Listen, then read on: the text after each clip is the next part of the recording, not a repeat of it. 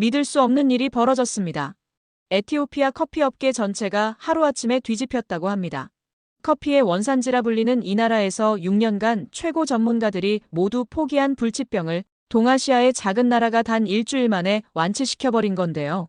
스위스와 독일에서 온 세계 최고 농업 전문가들이 200만 달러짜리 최첨단 장비를 동원해도 해결하지 못했던 문제였습니다. 심지어 독일 교수는 이 병은 현재 기술로는 치료가 불가능하다며 농장 폐쇄까지 권했을 정도였죠. 에티오피아 최대 커피 재벌 가문의 상속녀마저 절망에 빠져 있던 상황이었습니다. 그런데 갑자기 나타난 한국 농부 한 명이 낡은 가방 하나만 들고 와서는 돋보기와 맨손으로 모든 걸 뒤바꿔 놓았다고 합니다. 처음엔 에티오피아 측에서 농담하냐며 코웃음을 쳤지만 불과 며칠 뒤 죽어가던 커피나무들이 기적처럼 되살아나기 시작했다고 하죠. 놀랍게도 유럽의 천문학적 예산도 해결하지 못한 문제를 한국의 전통 농법으로 손쉽게 풀어버린 거죠. 지금 국제커피 품평회에서는 에티오피아 커피의 기적적 부활이라며 극찬이 쏟아지고 있다고 하는데요. 대체 그 한국 농부는 어떻게 세계 최고 전문가들도 포기한 문제를 이토록 간단하게 해결할 수 있었던 걸까요? 지금 바로 들어보시죠. 그 전에 잠깐 1초면 되는 구독과 좋아요를 눌러주시면 영상 제작에 많은 힘이 됩니다. 저희 집안은 에티오피아 최대 커피 재벌 가문이었습니다. 아버지는 항상 말씀하셨죠. 커피는 우리의 피와 같다. 그런 아버지가 갑작스럽게 세상을 떠나시면서 저는 하루아침에 가문의 모든 책임을 떠안게 되었습니다. 그때 제 나이는 28이었어요. 스위스 취리히대에서 커피 유전자 병리학 박사 학위를 막 받고 돌아온 직후였죠.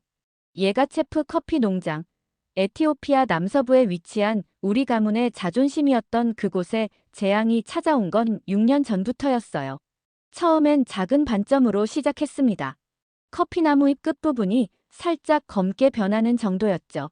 별거 아니겠지라고 안일하게 생각했어요. 하지만 며칠 지나니 그 검은 반점이 잎 전체로 번져갔습니다. 마치 독이 퍼져나가듯 무섭게 확산됐어요. 농장 관리인 하일레가 다급하게 달려와서 말했습니다. 아가씨, 이상해요. 30년 넘게 커피 농사를 지었는데 이런 병은 처음 봅니다. 저도 스위스에서 배운 모든 지식을 총동원해서 원인을 찾아봤지만 도무지 모르겠더라고요. 현미경으로 잎을 관찰해도 토양을 분석해봐도 명확한 답이 나오지 않았어요. 생산량은 해마다 절반씩 줄어들었습니다. 6년 전 연간 500톤이던 생산량이 작년엔 겨우 120톤밖에 안 나왔어요. 농장에서 일하는 200여 명의 농민들이 절망에 빠졌죠. 이래서야 어떻게 가족을 먹여 살리냐며 눈물을 흘리는 농민들을 보면서 제 마음도 찢어졌습니다. 아버지가 농민들은 우리 가족이라고 하셨는데 그 가족들을 지켜주지 못하고 있는 거잖아요. 국제커피 품평회에서 들려온 평가는 더욱 참혹했습니다. 런던의 한 유명 커피 바이어가 우리 커피를 마시고는 이렇게 말했거든요. 에티오피아 커피는 끝났어. 맛도 향도 예전 같지 않아. 이제 다른 공급업체를 찾아야겠군. 이 말을 전해 들었을 때 정말 온몸에 힘이 빠졌어요. 아버지가 평생을 바쳐 일궈낸 명성이 무너져 내리는 걸 지켜봐야 했으니까요. 밤마다 농장을 돌아다니며 검게 변해가는 커피나무들을 바라보던 그 절망감을 어떻게 표현할까요? 달빛 아래서 병든 나무들이 마치 저에게 도움을 요청하는 것 같았어요. 스위스와 독일에서 최고 전문가들을 불러들였습니다. 200만 달러를 들여 최첨단 토양 분석 장비, 전자현미경, DNA 분석기까지 들여왔죠. 하지만 독일의 한스 밀러 교수는 이 병은 새로운 변종이라 현재 기술로는 치료가 불가능하다고 했고, 스위스 전문가 클라우스 박사는 농장을 포기하고 다른 사업을 하는 게 낫겠다고까지 말했습니다. 그때 농업부 카사 국장에게서 전화가 왔어요. 멘게샤 박사님, 한국에서 전문가 팀이 온답니다. 그들이 도와줄 수 있을 거예요. 그 순간 제 운명이 바뀔 줄은 꿈에도 몰랐죠. 한국이라는 이름을 들었을 때 제 첫 반응은 분노였습니다. 한국이요? 카사 국장님, 농담이시죠? 저는 전화기를 꽉 움켜쥐며 소리쳤어요. 값싼 공산품이나 파는 나라가 우리 에티오피아 커피에 무슨 도움이 된다는 거예요? 제 머릿속엔 한국은 그저 모방품을 만드는 나라라는 선입견이 박혀 있었거든요. 스위스 취리히대에서 공부할 때 만난 유럽 교수들의 영향이 컸어요. 슈미트 교수는 늘 이렇게 말했습니다. 동양 기술은 서구 기술을 따라하는 수준이야. 창의성이 부족해. 그런 말들을 수년간 들으며 자란 저였으니까요. 아버지가 살아계셨다면 절대 허락하지 않으셨을 거라는 생각이 들었어요. 우리 가문의 자존심인 커피 농장에 한국 사람들이 발을 들여놓는다고 화가 머리끝까지 치밀어 올랐습니다. 에티오피아는 커피의 원산지예요. 세계에서 가장 오래된 커피 문화를 가진 나라죠. 그런 우리가 한국 같은 나라의 도움을 받는다니 상상만 해도 치욕스러웠어요. 카사 국장은 제 반발을 예상했는지 이렇게 말했습니다. 박사님, 다른 방법이 없어요. 유럽 전문가들도 포기했잖습니까? 하지만 저는 고집을 꺾지 않았어요. 그렇다면 미국이나 프랑스에서 다른 전문가를 찾아보세요. 한국은 안 됩니다. 제 머릿속엔 한국에 대한 온갖 편견들이 떠올랐어요. 한국 기술이라는 게 결국 일본이나 독일 기술을 베낀 것 아닌가. 200만 달러짜리 독일 장비도 해결 못한 문제를 한국이 어떻게 풀겠어? 특히 커피에 대해서는 더욱 회의적이었죠. 한국 사람들이 커피에 대해 뭘 알겠어요? 차나 마시는 나라 아니었나? 농장 관리인 하일레에게도 단호하게 말했습니다. 절대 한국 사람들이 우리 농장에 들어오게 해서는 안 돼. 아버지의 유산을 더럽힐 순 없어. 하일레는 걱정스러운 표정으로 말했어요. 하지만 아가씨, 이대로 가면 농장이 정말 망할 텐데요. 그래도 저는 완고했습니다. 밤새 고민했어요. 침대에 누워서 천장을 바라보며 생각했죠. 에티오피아 커피의 고급 이미지가 훼손될 거야. 세계 바이어들이 우리를 어떻게 볼까? 한국 기술에 의존하는 에티오피아 커피라니. 자존심이 허락하지 않았어요. 하지만 현실은 냉혹했습니다. 매일 아침 농장을 돌아보면 더 많은 커피나무들이 병에 걸려 죽어가고 있었어요. 농민들의 절망적인 표정도 깊어져만 갔죠. 그래도 저는 마지막까지 버텼습니다. 한국 팀이 와도 저는 협조하지 않을 거예요. 라고 카사 국장에게 전화를 걸어 못을 박았어요. 지금 생각해보면 정말 어리석었던 고집이었죠. 일주일 후 드디어 한국 팀이 도착했습니다. 공항에 나가서 그들을 맞이하는 것도 싫었지만 예의상 어쩔 수 없이 갔어요. 제가 상상했던 건 최첨단 장비를 가득 실은 트럭과 양복을 빼입은 기술자들이었습니다. 하지만 현실은 완전히 달랐어요. 가장 먼저 눈에 들어온 건 한 할아버지였습니다. 키가 작고 마른 체격에 낡은 작업복을 입고 계셨어요. 손엔 때가 묻은 오래된 가방 하나만 들고 계셨죠. 설마 저분이? 그 순간 당황스러웠어요. 팀장이라고 소개받은 분이 박혜진이라는 65세 할아버지셨거든요. 박혜진 씨가 저에게 다가와서 허리를 깊숙이 숙이며 인사했습니다. 안녕하세요, 맨게샤 박사님. 제주도에서 온 박혜진입니다. 그 순간 제가 뭐라고 대답했는지 아세요? 장비는 어디 있나요? 정말 무례한 질문이었죠. 하지만 저는 그때 정말 궁금했어요. 박혜진 씨는 씩 웃으시며 자신의 낡은 가방을 톡톡 쳤습니다. 다 여기 있어요. 가방을 열어보니 손때 묻은 노트 한 권, 돋보기, 그리고 조그만 토양 테스트 키트 몇 개가 전부였어요. 그 순간 제 얼굴이 화끈거렸습니다. 이게 뭐죠? 농담하시는 거예요? 함께 온 서울대 농학과 김민수 박사가 제 표정을 보고는 이렇게 말했어요. 박사님, 저희는 장비보다는 경험을 믿습니다. 저는 코웃음을 쳤죠. 경험이요? 200만 달러짜리 독일 장비도 못 찾은 원인을 경험으로 찾는다고요? 농장으로 가는 차 안에서도 분위기는 어색했어요. 저는 일부러 영어로 말했습니다. 한국 사람들이 영어를 못할 거라고 생각했거든요. 하지만 통역사 이영희 씨가 유창한 영어로 모든 걸 통역해 주시더라고요. 제 계산이 틀렸다는 걸 그때부터 느끼기 시작했어요. 농장에 도착하자마자 박혜진 씨는 신발을 벗고 맨발로 땅을 밟았습니다. 저는 깜짝 놀랐어요. 독일 전문가들은 장갑을 끼고 부츠를 신고 와서 장비로만 측정했거든요. 하지만 박혜진 씨는 맨손으로 흙을 움켜쥐고 냄새를 맡기 시작했어요. 박혜진 씨가 중얼거렸습니다. 이 냄새. 뭔가 이상해. 그러고는 병든 커피나무에 다가가서 잎을 만지며 말했어요. 커피가 울고 있네요. 저는 어이가 없었습니다. 울고 있다고요? 과학적 근거가 있나요? 하지만 박혜진 씨는 계속 나무를 만지며 뭔가를 중얼거렸어요. 첫 만남부터 제 편견이 더욱 굳어지는 순간이었습니다. 농장 둘러보기가 시작됐어요. 박혜진 씨는 정말 신기하게 행동했습니다. 최첨단 장비는 쳐다보지도 않고 오직 눈과 손으로만 커피나무들을 살펴보셨어요. 저는 그 모습이 너무 원시적으로 보였습니다.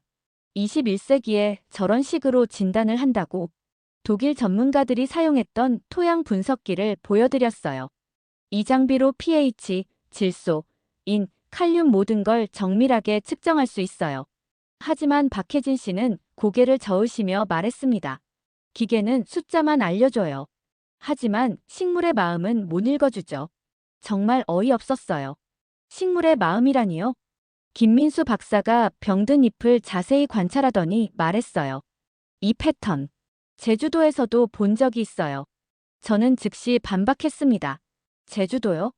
에티오피아와 기후가 완전히 다른데 무슨 연관이 있겠어요? 하지만 김민수 박사는 확신에 찬 표정이었어요. 박혜진 씨가 농장 곳곳을 돌아다니며 흙을 만지고 냄새를 맡았습니다. 그러고는 갑자기 이렇게 말하시더라고요. 이건 유럽 품종에서 온 병이에요. 저는 깜짝 놀랐어요. 어떻게 그걸 알 수 있죠? 증거가 있나요? 제가 따져 물었습니다. 박혜진 씨는 주머니에서 돋보기를 꺼내시더니 병든 잎을 자세히 들여다보셨어요. 여기 보세요. 이 갈색 반점의 모양이 일반적인 곰팡이와 달라요. 경계가 너무 선명하죠. 저는 현미경으로도 확실히 알 수 없었던 걸 돋보기로 본다고 하니 믿어지지 않았어요. 그리고 이 냄새. 박혜진 씨가 다시 흙을 움켜쥐시더라고요. 달콤하면서도 시큼한 냄새가 나요. 이건 외래 곰팡이균의 특징이에요. 저는 코를 킁킁거려봤지만 아무것도 느낄 수 없었습니다. 냄새로 병을 진단한다고요? 이게 과학적인 방법인가요? 하일레가 옆에서 조심스럽게 말했어요. 아가씨, 우리 할아버지들도 예전엔 냄새로 병을 알아냈어요. 하지만 저는 고개를 저었습니다.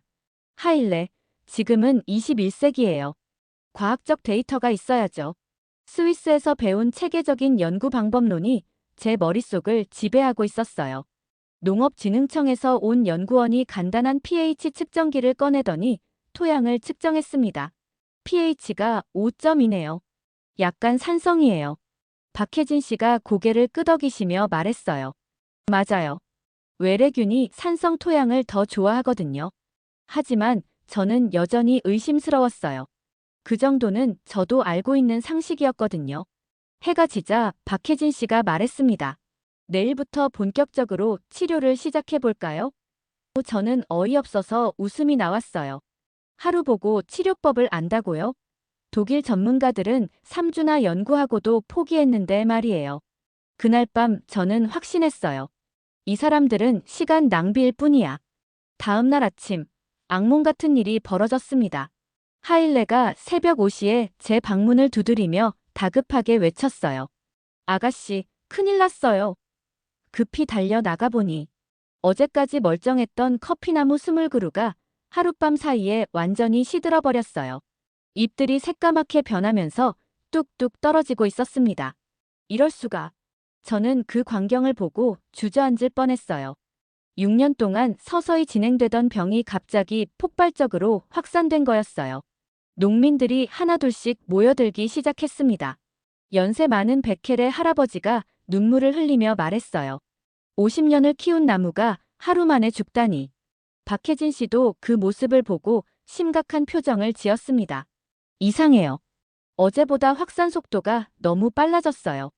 김민수 박사가 시든 나무를 자세히 살펴보더니 말했어요. 습도와 온도가 올라가면서 균이 활성화된 것 같아요. 하지만 저는 그들의 말이 믿어지지 않았어요. 오전 10시쯤 더 끔찍한 소식이 들려왔습니다. 농장 서쪽 구역의 커피나무 신그루가 추가로 고사했다는 거예요. 저는 정말 패닉 상태에 빠졌습니다. 이대로 가면 일주일 안에 농장 전체가 망할 거야. 농민들도 절망에 빠졌어요. 이제 끝이다. 농민 타데세가 무릎을 꿇고 앉으며 하늘을 바라봤어요. 커피가 죽으면 우리도 죽는 거나 마찬가지야. 다른 농민들도 하나둘씩 울음을 터뜨렸습니다. 30년 동안 정성스럽게 키운 나무들이 하루아침에 사라진다는 게 믿어지지 않았거든요. 저는 분노와 절망이 동시에 밀려왔어요. 한국 사람들이 와서 만진 다음 날부터 이런 일이 생겼어. 물론 말이 안 되는 소리였지만 그때는 정말 그런 생각이 들었어요. 박혜진 씨에게 따져 물었습니다. 어제 뭘 했길래 갑자기 이렇게 됐어요? 박혜진 씨는 당황스러운 표정으로 말했어요. 저희는 아무것도 안 했어요. 그냥 관찰만 했는데. 하지만 저는 믿을 수 없었어요. 6년 동안 서서히 진행되던 병이 하필 그들이 온 다음 날부터 급속히 확산되다니 너무 우연의 일치였거든요. 농장을 바라보며 주저앉았어요. 아버지의 유산이 제 눈앞에서 무너져 내리고 있었습니다. 아버지, 죄송해요. 제가 지키지 못했어요. 눈물이 뺨을 타고 흘러내렸어요. 그때까지도 저는 한국팀을 원망하고 있었습니다. 하지만 박혜진 씨가 제게 다가와서 조용히 말했어요. 포기하지 마세요. 아직 방법이 있어요. 그 말이 제 마음에 작은 희망을 심어주었지만 동시에 더 큰 의구심도 들었어요.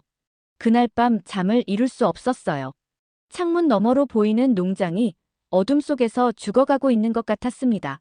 새벽 2시쯤 되었을까요? 농장 쪽에서 희미한 불빛이 보였어요. 누가 저 시간에? 궁금해서 조용히 나가봤습니다. 깜짝 놀랐어요. 박혜진 씨와 김민수 박사가 손전등을 켜고 병든 커피나무들을 살펴보고 있었거든요. 박혜진 씨는 무릎을 꿇고 앉아서 뿌리 부분을 파보고 있었고, 김민수 박사는 노트에 뭔가를 열심히 적고 있었어요. 저는 그들이 몰래 뭔가 나쁜 짓을 하는 줄 알고 다가갔어요. 뭐 하시는 거예요? 제가 다소 경계심을 갖고 물었습니다. 박혜진 씨가 고개를 들며 말했어요. 아, 박사님. 죄송해요. 깨웠나요? 그러고는 손전등으로 뿌리를 비춰주며 설명하기 시작했어요. 여기 보세요. 뿌리가 검게 썩었죠? 김민수 박사가 흥분해서 말했어요. 박혜진 선생님 말이 맞았어요. 이건 정말 유럽 품종에서 온 곰팡이균이에요. 그러고는 제게 자세한 설명을 해주었어요. 이 균은 유럽 토양에선 다른 미생물들과 균형을 이뤄서 문제가 없어요. 하지만 에티오피아 토양엔 이 균을 억제할 미생물이 없거든요. 박혜진 씨가 흙을 한 움큼 떠서 보여주며 말했어요. 독일 전문가들이 들여온 유럽 품종 개량종을 심을 때 함께 들어온 것 같아요. 처음엔 소량이라 문제 없었는데 6년 동안 서서히 번식하다가 임계점에 도달한 거죠. 저는 순간 소름이 돋았어요. 정말 그럴듯한 설명이었거든요. 그럼 치료법은 있나요? 제가 간절히 물었습니다. 박혜진 씨가 미소를 지으며 말했어요. 있어요. 제주도에서도 똑같은 일이 있었거든요. 일본 품종을 들여왔다가 비슷한 문제가 생겼었어요. 그러고는 주머니에서 작은 봉지를 꺼내 보여주었어요. 이게 뭐예요? 제가 물었습니다. 현지에서 구할 수 있는 재료들로 만든 천연 항균액이에요. 마늘, 생강, 닙잎을 우린 물이죠. 저는 어이없어서 웃음이 나올 뻔했어요. 마늘이요? 그런 민간요법으로 200만 달러짜리 독일 장비도 못 고친 병을 치료한다고요? 김민수 박사가 진지하게 설명했어요. 박사님, 이건 민간요법이 아니에요.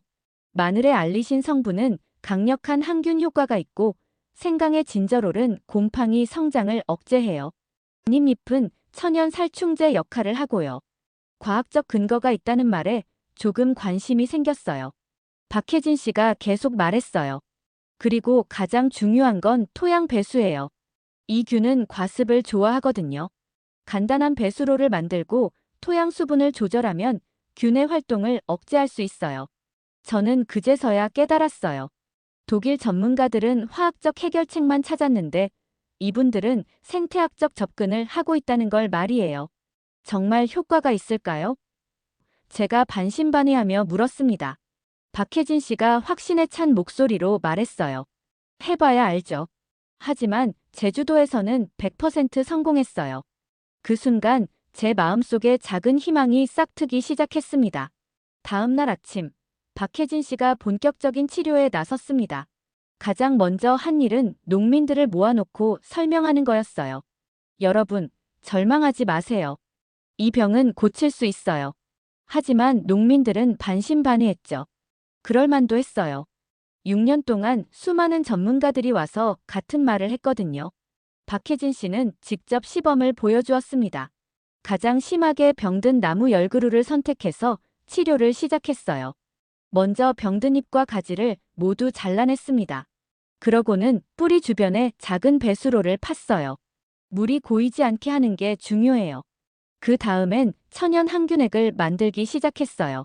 현지에서 구한 마늘 20kg, 생강 10kg, 닙잎 5kg을 끓인 물에 우려냈습니다. 저는 여전히 반신반의하는 마음이었어요. 이런 간단한 방법으로 정말 될까? 항균액이 완성되자 박혜진 씨는 분무기에 담아서 나무 전체에 골고루 뿌렸어요. 뿌리 부분에는 특히 많이 뿌리고 토양에도 충분히 적셨습니다. 이걸 하루에 2번씩 일주일 동안 해주세요. 농민들에게 설명하며 시범을 보여주었어요. 하지만 저는 아직도 화가 나 있었어요. 아버지의 커피를 이런 싸구려 기술로 치료한다고요?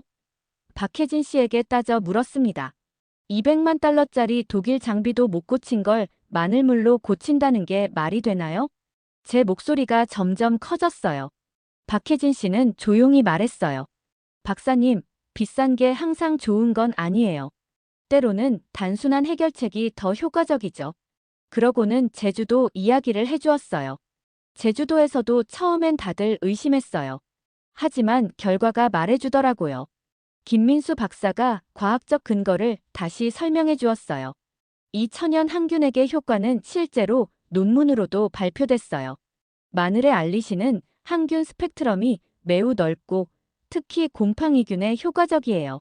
하지만 저는 여전히 고개를 저었어요. 우리 농장은 아버지의 자존심이에요. 세계 최고 품질의 커피를 만드는 곳이라고요. 그런 곳을 이런 방법으로. 제 목소리가 떨렸어요. 아버지가 살아계셨다면 뭐라고 하실까 생각하니 견딜 수 없었거든요. 박혜진 씨가 제 어깨에 손을 올리며 말했어요.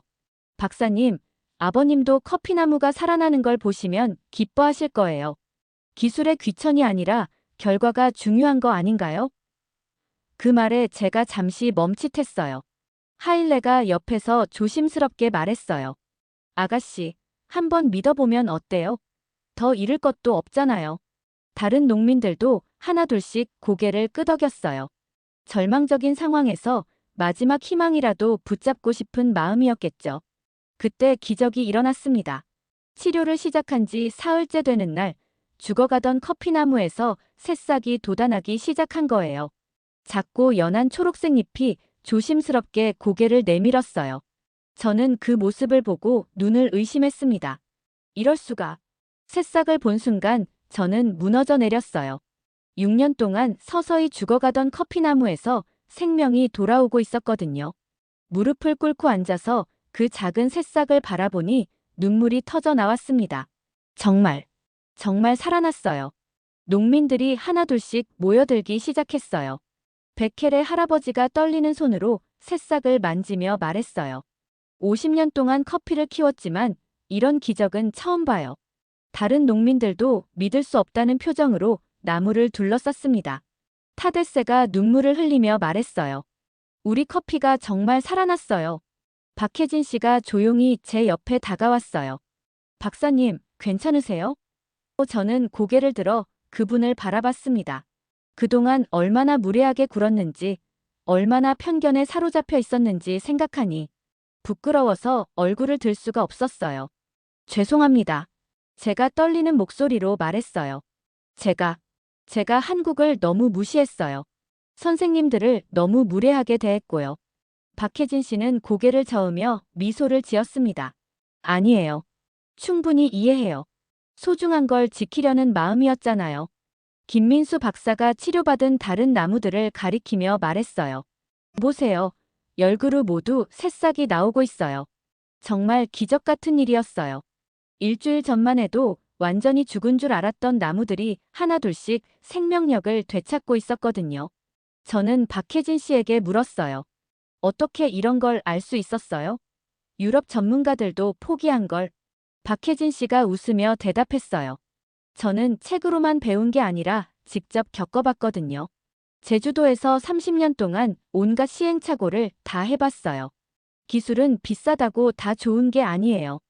때로는 가장 단순한 해결책이 가장 효과적이죠. 박혜진 씨의 말이 제 가슴에 깊이 박혔어요. 저는 그동안 비싼 장비와 복잡한 이론만 믿었는데 정말 중요한 건 자연을 이해하는 마음이었던 거예요. 하일레가 다가와서 말했어요. 아가씨, 아버님도 이분들을 좋아하셨을 거예요. 아버님이 늘 말씀하셨잖아요. 진짜 농부는 커피나무의 마음을 안다고. 그 말을 듣는 순간 아버지 생각이 났어요.